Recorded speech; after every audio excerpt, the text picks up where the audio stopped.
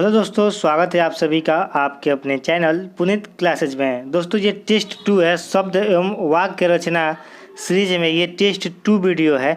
अगर आपने टेस्ट 1 नहीं देखा है तो उस वीडियो को जरूर देखिएगा। उसमें उपसर्ग और प्रत्यय से रिलेटेड बहुत ही महत्वपूर्ण प्रश्नों को हल कराया गया है, तो वो वीडियो आपके एग्जाम के लिए बहुत ही खास है। उसके बाद ये वीडियो देखेंगे तो ज़्यादा यूजफुल रहेगा। चलिए वीडियो को लेट ना करते हुए शुरू करते हैं। तो दोस्तों फर्स्ट क्वेश्चन है, उच्चारण शब्द में उपसर्ग है, तो आपको बताना है कि उच्चारण शब्द में कौन सा उपसर्ग प्रयोग किया गया है। तो देखिए 37 का आंसर हो जाएगा सी, क्योंकि उच्चारण में उत शब्द उपसर्ग है, तो इसके लिए सी ऑप्शन करेक्ट होता है। नेक्स्ट क्वेश्चन है, रिपोर्टाज किस भाषा का शब्द है। तो रिपोर्टाज बताना है कि किस भाषा का शब्द है, तो ये शब्द है फ्रांसीसी। ठीक है, रिपोर्टाज फ्रांसीसी शब्द है, तो ए ऑप्शन इसके लिए करेक्ट होता है। चलिए नेक्स्ट बात करें, कारतूस किस भाषा का शब्द है। ठीक है, तो बताना है कि कारतूस किस भाषा का शब्द है, तो ये है फ्रेंच का। ठीक है, कारतूस होता है फ्रेंच भाषा का शब्द, तो सी ऑप्शन इसके करेक्ट होता है। चलिए नेक्स्ट क्वेश्चन आता है, निम्नलिखित में से किस शब्द में उपसर्ग है, यानी कि चारों ऑप्शन में किस में उपसर्ग का प्रयोग किया गया, तो बताना है कि वो कौन सा ऐसा ऑप्शन सही है जिसमें उपसर्ग का प्रयोग हुआ है।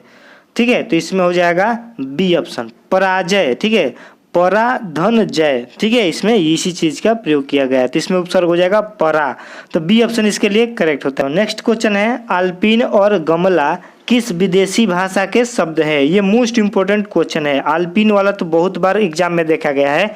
आपको बताना है कि आल्पिन और गमला किस विदेशी भाषा के शब्द है, तो दोनों विदेशी शब्द है पुर्तगाल के। ठीक है, पुर्तगाल देश के दोनों ही भाषा के शब्द है। ठीक है, पुर्तगाली शब्द के दोनों भाषा है, तो बी ऑप्शन इसके लिए करेक्ट होता है। नेक्स्ट क्वेश्चन की बात करें, रचना के आधार पर वाक्य के भेद, तो मैंने पढ़ाया था आपको कि रचना के आधार पर वाक्य के कितने भेद होते हैं, तो 3 भेद होते हैं, शायद आपने भूल गए होंगे। और देखिए आपको मैंने बहुत अच्छा से बताया था, रचना के आधार पे वाक्य के 3 भेद होते हैं। अब बता रहा हूँ कौन कौन सा, तो एक होता है ऋण शब्द, एक होता है यौगिक शब्द, एक होता है योग ऋण शब्द। आप तीनों को याद रखिएगा। चलिए नेक्स्ट क्वेश्चन देखते हैं, अभिथा शब्द शक्ति में। ठीक है, अभिथा शब्द शक्ति में, आपको बताना है चारों में से कौन सा ऑप्शन इसके आगे लगेगा जिससे कि ये शब्द ये वाक्य कंप्लीट हो जाए। ठीक है, तो इसमें ए नंबर लगाएंगे तो ये पूरा कंप्लीट हो जाएगा। ठीक है, इसका मतलब हो जाएगा अभिथा शब्द शक्ति में वाचार्थ प्रकट होता है। ठीक है, तो ए ऑप्शन इसके लिए सही हो जाता है। चलिए नेक्स्ट क्वेश्चन की बात करें, 2 भिन्न भाषाओं के मेल से बना शब्द क्या कहलाता है। मैंने बहुत बार आपको बता दिया कि 2 जब अलग अलग भाषा से मिलकर जो शब्द बनता है उसको संकर शब्द कहा जाता है, तो डी ऑप्शन इसका करेक्ट होता है। चलिए नेक्स्ट क्वेश्चन है, निम्नलिखित में योग ऋण शब्द है, यानी कि जिसका तीसरा अर्थ हो। ठीक है, तो योग ऋण शब्द कौन सा है, तो चक्र प्राणी। ठीक है, चक्र प्राणी शब्द है योग ऋण शब्द, तो बी ऑप्शन इसका करेक्ट होता है। चलिए नेक्स्ट क्वेश्चन आता है, घुड़सवार शब्द निम्न में से क्या है। तो घुड़सवार बताना है कि कौन सा शब्द है, तो जो घुड़सवार होता है वो यौगिक शब्द होता है, क्योंकि ये 2 शब्दों से मिलकर बना होता है, एक होता है घुड़, एक होता है सवार। ठीक है, तो घोड़ा पे जो सवार होता है उसे घुड़सवार बोलते हैं, तो यौगिक शब्द है, सी ऑप्शन इसके लिए करेक्ट होता है। नेक्स्ट आता है जो कि 47 नंबर है और मोस्ट इंपोर्टेंट क्वेश्चन है। ठीक है, अजायब घर है। ठीक है, अजायब घर बहुत बार पूछा जाता है एग्जाम में, इसको वीआईपी में नोट कर लीजिए। ठीक है, अजायब घर बताना है कि कौन सा शब्द है, तो जो अजायब घर है वो होता है संकर शब्द, क्योंकि अजायब अलग भाषा हो जाती है और संकर अलग भाषा, तो 2 भाषा के शब्द जब आपस में मिलते हैं तो संकर शब्द का निर्माण होता है, तो डी ऑप्शन इसके लिए करेक्ट होता है। चलिए नेक्स्ट क्वेश्चन है, वर्णों के उस समूह को जिससे कोई निश्चित अर्थ निकलता हो उसे क्या कहा जाता है। तो जो वर्ण के समूह से एक निश्चित अर्थ निकलता है उसे कहा जाता है शब्द। ठीक है, तो उसको शब्द बोला जाता है, तो ए ऑप्शन इसका करेक्ट हो जाता है, ये शब्द का परिभाषा है। चलिए नेक्स्ट क्वेश्चन आता है जो कि 49 है। ठीक है, सूत शब्द को स्त्रीवाचक बनाने के लिए किस प्रत्यय का प्रयोग होगा। यानी कि सूत जो है शब्द उसको स्त्रीलिंग बनाना है तो हमको क्या प्रयोग करना पड़ेगा, प्रत्यय, ठीक है, ताकि ये स्त्रीलिंग शब्द बन जाए। तो इसमें हम लोग ई लगा देंगे, ठीक है, सुतई, ठीक है, सुतई बोलते हैं, सुतरी भी बोलते हैं, तो सुतई लगा देंगे तो ये स्त्रीलिंग शब्द बन जाएगा। तो इसके लिए बी ऑप्शन करेक्ट होता है। चलिए नेक्स्ट क्वेश्चन है, लेखक शब्द के अंत में कौन सा प्रत्यय लगा हुआ है, ठीक है। लेखक को आप प्रोनाउंस करेंगे, आप बोलेंगे बार बार, तो जो लास्ट में आएगा वही प्रत्यय कहलाएगा, ठीक है। तो जब लेखक को बोलते हैं तो देखिए लेखक, ख में अ आ रहा है ना, ख क लास्ट में है तो अक हो जाएगा, ठीक है। तो लेखक बोलते समय अक प्रत्यय इसमें बाहर आएगा, तो डी ऑप्शन इसके लिए करेक्ट हो जाता है, अक, ठीक है, अक शब्द इसमें प्रत्यय होता है। चलिए नेक्स्ट क्वेश्चन आता है जो कि 51 है। अभिशाप शब्द में उपसर्ग बताना है, अभिशाप शब्द में उपसर्ग बताना है कि कौन सा होगा। तो इसमें हो जाएगा अभी, ठीक है, अभिशाप है तो अभी इसमें उपसर्ग हो जाएगा, ठीक है। तो डी ऑप्शन इसके लिए करेक्ट होता है। चलिए नेक्स्ट क्वेश्चन की बात करें जो कि 52 है। दुस्साहस शब्द का उपसर्ग चुनिए, ठीक है। दुस्साहस शब्द में बताना है कि इसमें उपसर्ग क्या होगा, ठीक है। तो इसमें उपसर्ग आपको साफ दिखाई दे रहा होगा, दुस में दुस है, ठीक है। इसमें आधा स पूरा स बन जाता है, लेकिन इसमें आधा स को नीचे हलंत दिया गया है तो आधा स ही कहलाएगा। तो दुस में ये उपसर्ग निकला, ठीक है, दुस्साहस से दुस शब्द में उपसर्ग निकला है, तो ए ऑप्शन इसके लिए करेक्ट होता है। चलिए नेक्स्ट क्वेश्चन की बात करें जो कि 53 है। सजावट शब्द का प्रत्यय बताना है कि सजावट शब्द में कौन सा प्रत्यय होगा चारों ऑप्शन के मुताबिक। जब भी प्रत्यय की बात किया जाए तो आपको वो शब्द को बार बार बोल के देखना है कि अंत में क्या आ रहा है, किसका भाव आ रहा है। देखिए जब बोलेंगे सजावट तो स बोलने के बाद आवट, ज में आ का मंत्रा है तो जा बोलेंगे तो आ आएगा लास्ट में, तो ठीक है। तो सजावट में आवट आता है, ठीक है। तो बी ऑप्शन इसके लिए करेक्ट होता है, 53 में आवट शब्द हो जाएगा। चलिए नेक्स्ट क्वेश्चन है, धातु में प्रत्यय जोड़ने से बने शब्द कहलाता है। मैंने बार बार बताया है आपको कि जो धातु में जोड़ा जाता है प्रत्यय उसको क्या बोला जाता है, ठीक है। देखिए इसमें प्रत्यय बताना है कि क्या होता है, ठीक है। तो इसमें से ये हट जाएगा और ये क्रिया हट जाएगी, ठीक है। इन दोनों में से ही तो कोई होगा, तो प्रत्यय इन दोनों में से बताना है कि कौन सा होगा, ठीक है। तो 54 में मैंने बताया था धातु में जोड़ा जाएगा तो कृदंत प्रत्यय या फिर कृत प्रत्यय होता है, तो बी ऑप्शन इसके लिए करेक्ट होता है। और तद्धित प्रत्यय कब होता है, जब संज्ञा सर्वनाम या फिर विशेषण में जोड़ा जाएगा शब्द बनाने के लिए, तो उसमें जब जोड़ा जाता है तो तद्धित प्रत्यय होता है। चलिए नेक्स्ट क्वेश्चन आता है जो कि 55 है।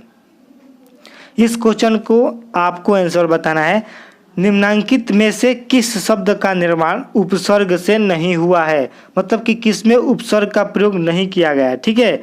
आपको इसका ऑप्शन कमेंट बॉक्स में बताना है। 55 का आपको जाना है कमेंट बॉक्स में, अगर आपको पता है इन चारों में से तो ऑप्शन में लिखना है 55 और थोड़ा सा स्पेस देने के बाद इसका आंसर, जैसे कि ए होगा तो ए, बी होगा तो बी, सी होगा तो सी, यानी डी होगा तो डी, कोई भी ऑप्शन आप चूज करिएगा जो इसके लिए सही होता है, ठीक है। बताना है कि इसमें उपसर्ग का प्रयोग नहीं हुआ है। चलिए ये क्वेश्चन आपके लिए था। नेक्स्ट क्वेश्चन है जो कि 56 है। निम्नलिखित में प्रत्यय युक्त शब्द नहीं है, मतलब कि किसमें प्रत्यय नहीं है, तो प्रत्यय किसमें नहीं है आपको बताना है।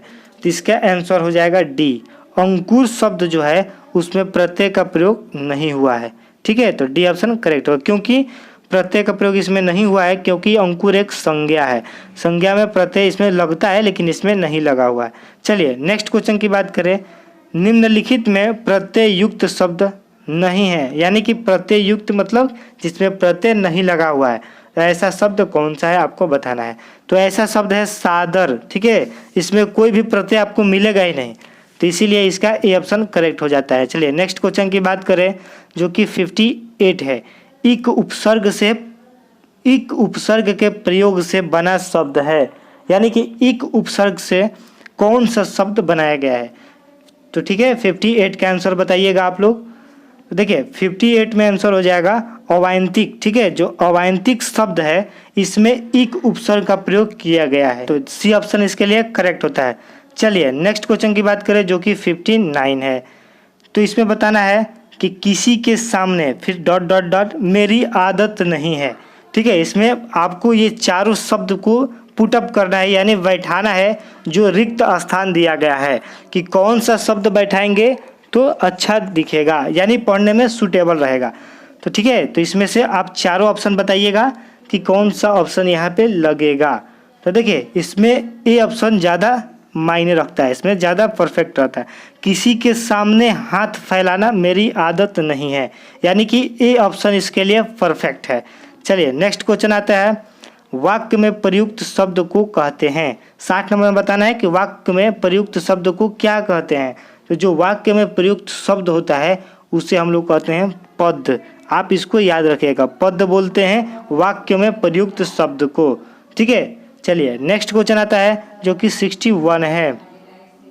आपको पहले ही भरना है कि इसमें क्या भराएगा। ठीक है, यहाँ पे भरना है, इसके बाद बोलो आएगा, यानी कि जोर से बोलो या फिर चीख कर बोलो, गा कर बोलो, धीरे बोलो। इस चारों को बैठा कर देखना है कि इसमें से कौन सा बैठाएं ताकि अगला वाला जो वाक्य है वो इसके लिए सूटेबल सही कहलाए, कोई सुन लेगा। ठीक है, इसमें रिक्त स्थान पर क्या आएगा, यानी कि जोर से बोलो तो कोई सुन लेगा, यानी इसका मतलब यही ना है कि धीरे बोलो नहीं तो कोई सुन लेगा। ठीक है, बहुत सिंपल बात है, कॉमन सेंस की बात है, धीरे बोलो नहीं तो कोई सुन लेगा। तो डी ऑप्शन इसके लिए करेक्ट होता है, धीरे। चलिए नेक्स्ट क्वेश्चन की बात करें, वाक्य में शब्द का क्रम निर्धारित होता है। जो वाक्य होता है उसमें शब्दों का जो क्रम निर्धारित होता है उसे क्या बोला जाता है, या फिर उसमें कौन सा ऑप्शन सही होगा। तो इसके लिए होता है पद क्रम से। ठीक है, पद क्रम से वाक्य में शब्दों का क्रम निर्धारित किया जाता है, तो ए ऑप्शन इसके लिए करेक्ट होता है। नेक्स्ट क्वेश्चन की बात करें जो कि 63 है, उद्देश्य और विधेयक किसका अंग है। ठीक है, आप दोनों को याद रखिएगा, उद्देश्य और विधेयक किसका अंग है, तो ये एक वाक्य का अंग होता है। उद्देश्य और विधेयक दोनों वाक्य का अंग होता है, तो 63 में ए ऑप्शन करेक्ट होता है। नेक्स्ट क्वेश्चन की बात करें, आपको बताना है तेंदुलकर ने एक ओवर में 5 छक्के लगाए। इस वाक्य में उद्देश्य है, मतलब कि क्या उद्देश्य था उसका। तो 64 का आपको आंसर बताना है कि तेंदुलकर ने एक ओवर में 5 छक्के लगाए, इस वाक्य में उद्देश्य क्या है। ठीक है, तो उद्देश्य इसमें हो जाएगा तेंदुलकर। ठीक है, किसने लगाए, तो तेंदुलकर ने लगाए। तेंदुलकर का क्या मतलब था कि तेंदुलकर ने एक ओवर में 5 छक्के लगाए। ठीक है, तो उद्देश्य हो गया तेंदुलकर, तो बी ऑप्शन इसके लिए करेक्ट होता है। नेक्स्ट क्वेश्चन है 65, वहाँ मोहन के, इसके बाद रिक्त स्थान आता है, वहाँ मोहन के कोई नहीं था, मतलब कि बीच में भरना है या, और, अलावा, अथवा। ठीक है, चारों ऑप्शन में से भरना है कि मोहन के बाद क्या भराएगा, कोई नहीं था इस वाक्य में। ठीक है, तो इसका आंसर हो जाएगा सी, मोहन के अलावा। ठीक है, कोई नहीं था। ठीक है, मोहन के अलावा कोई नहीं था, इसके लिए सी ऑप्शन करेक्ट होता है। चलिए नेक्स्ट क्वेश्चन आता है, हमें सफलता मिलने तक प्रयास करना चाहिए। ठीक है, तो 66 का राइट आंसर बताइए। 66 का राइट हो जाएगा क्या, संबंध बोधक अव्यय। ठीक है, ये थोड़ा सिलेबस से बाहर दिखाई दे रहा है क्वेश्चन। ठीक है, तो आप इसको भी याद रखिएगा, ये आपके एग्जाम के लिए इम्पोर्टेंट क्वेश्चन हो सकता है। तो हमें सफलता मिलने तक प्रयास करनी चाहिए, ये होता है संबंध बोधक अव्यय। ठीक है, चलिए नेक्स्ट क्वेश्चन आता है जो कि 67 नंबर है, सलमा घर जाती है। वाक्य बताना है कि इनमें से कौन सा वाक्य है। तो सिंपल बात है, घर जाती है। ठीक है, सलमा घर जाती है, ये साधारण वाक्य है, तो ठीक है इसमें सरल वाक्य हो जाएगा। ठीक है, आज्ञा मानती किसी का, तो अज्ञार्थवाद वाक्य हो जाता है। किसी बात का निषेध किया जाता है तो निषेधात्मक होता है। किसी बात में इच्छा प्रकट किया जाता तो इच्छार्थ वाक्य हो जाता है। ठीक है, तो ये सिंपल है, यानी कि सरल वाक्य है। चलिए नेक्स्ट क्वेश्चन की बात करें, नेक्स्ट क्वेश्चन है 68, मेरा मित्र राकेश बहुत अच्छा चित्रकार है। इस वाक्य में विभेद है। ठीक है, तो विभेद इसमें बताना है कि कौन सा होगा। ठीक है, तो इसमें विभेद के यानी इसमें क्या विशेषता बताई जा रही है, तो वो बताया जा रहा है कि वो बहुत अच्छा है। ठीक है, यही इसकी विभेद है। ठीक है, तो डी ऑप्शन इसके लिए करेक्ट हो जाता है 68 का। चलिए नेक्स्ट क्वेश्चन की बात करें, वाक्यों का वर्गीकरण मुख्यतः कितने प्रकार से होता है। ठीक है, जो वाक्य होता है उसका वर्गीकरण होता है 2 प्रकार से। ठीक है, तो आप इसको भी याद रखिएगा, वाक्य का वर्गीकरण मुख्यतः दो प्रकार से किया जाता है। तो ए ऑप्शन इसके लिए करेक्ट होता है। चलिए नेक्स्ट क्वेश्चन आता है, मिलनसार शब्द में प्रत्यय निहित है। आपको बताना है कि मिलनसार शब्द में कौन सा प्रत्यय लगा हुआ है।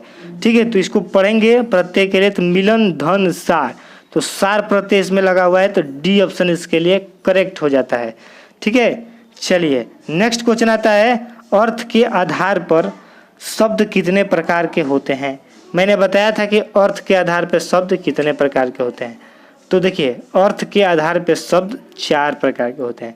ठीक है, आप इसको याद रखिएगा, कहीं लिख लीजिएगा कि अर्थ के आधार पर शब्द 4 प्रकार के होते हैं। तो बी ऑप्शन इसके लिए करेक्ट हो जाता है, 71 का बी। चलिए नेक्स्ट क्वेश्चन आता है जो कि मोस्ट इंपोर्टेंट क्वेश्चन है, जो कि सभी एग्जामों में देखा जाता है ऐसा क्वेश्चन। अविकारी शब्द क्या कहलाता है, यानी क्या होता है अविकारी शब्द। तो मैंने बताया था विकारी और अविकारी शब्द कैसे पहचानते हैं, या फिर अविकारी में क्या क्या शब्द आता है और विकारी शब्द में क्या क्या शब्द आता है। जैसे कि मैं एक बार और बता दे रहा हूँ आपको, विकारी शब्द बता रहा हूँ। ठीक है, विकारी में आता है संज्ञा, सर्वनाम, विशेषण, क्रिया। तो देखिए, इसमें से संज्ञा हटा देंगे क्योंकि ये तो विकारी शब्द है।